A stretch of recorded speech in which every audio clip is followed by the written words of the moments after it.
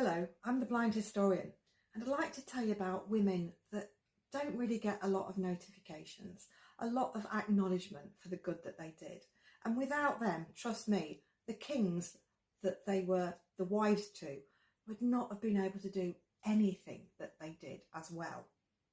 And the first one I want to talk about is Edward I and his wife, Eleanor of Castile.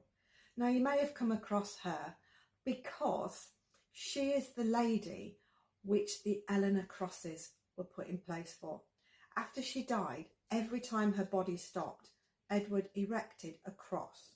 So there were 12 of them, culminating in Charing Cross, which is in London. That's how much he loved her. Now, his son was Edward II. Now, his wife was Isabella of France. Now, Edward was known for being a bit of a twit, if I'm honest.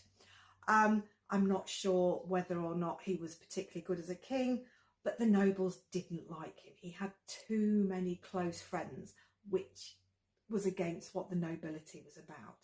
And everything was okay until Isabella went to France, and then it all fell apart. His son, Edward III, didn't have much imagination in those days, unfortunately. He was known as a good king, and his wife was Philippa of Hainault, who was behind him for the whole of his reign. And she was actually praised by the Victorians. They thought she was a really good girl. She was very religious, very pious, and looked after the poor. That was okay until she died. And then Edward just completely fell apart. He couldn't cope. He got really old and couldn't manage without her.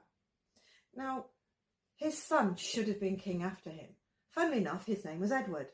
But Edward the Black Prince actually died before his father. So we didn't get another Edward. We got Richard II. Now, Richard is not known for being a particularly good king, but he was doing okay while he was married. And her name was Anne of Bohemia. And whilst he was with her, everything was okay. I mean, he was only a baby when he came. He was only 9 when he came to the throne. And things were okay until she died.